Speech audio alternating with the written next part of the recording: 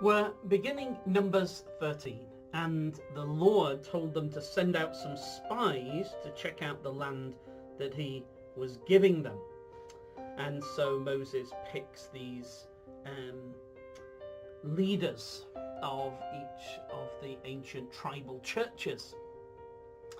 Now, why did this happen? It isn't really to get accurate information, really, because the Lord had said himself that he was going ahead of them to spy out the land and lead them.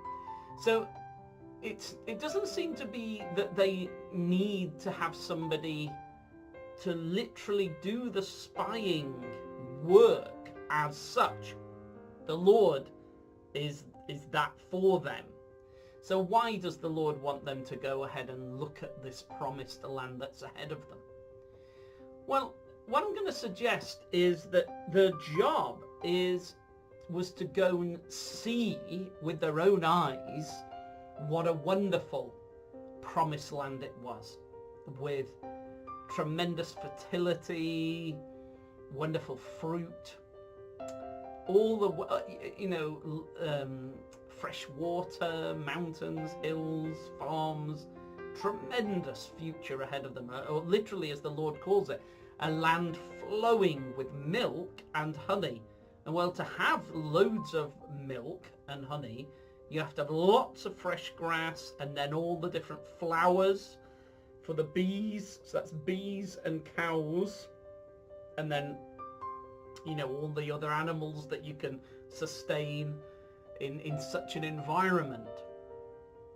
So he wants them to go and see those things, and then it's the idea is that they would report back to the rest of the church family. So let's just step back and think about what that is, that they are spying out the future hope of the church, and then their job was to encourage and excite the ancient church family about that future that was ahead of them.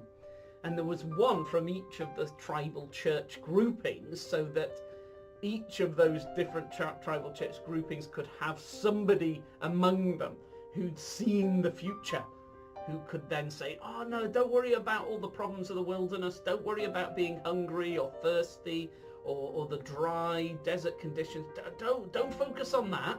Let me again describe for you our future hope, the land that is ahead of our home that the Lord Jesus is giving to us. Listen, I'll tell it you again. This is our hope ahead of us. You see, so he wanted them to experience in that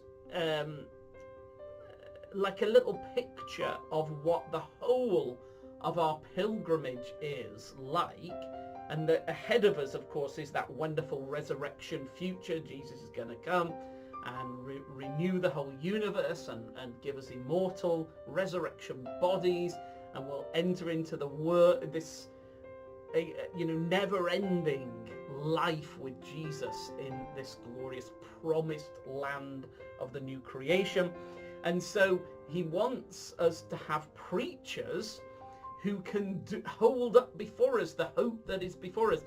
And you'll remember when Paul writes in his letters, he likes to say, I'm praying that you would grasp this hope that is ahead of us. He says it to the Colossians.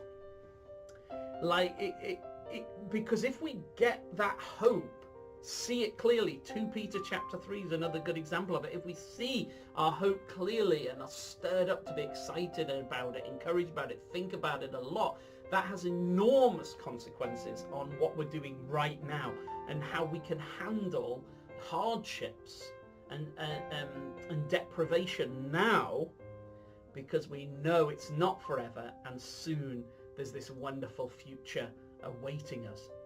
So that was why the Lord wanted the spies to go and do that, and that's why we need, in each of our churches, we need people who are spies from the future. Let's each of us try and be spies from the future, people who excite the church family about the glorious hope that's ahead of us, our resurrection future in Jesus Christ.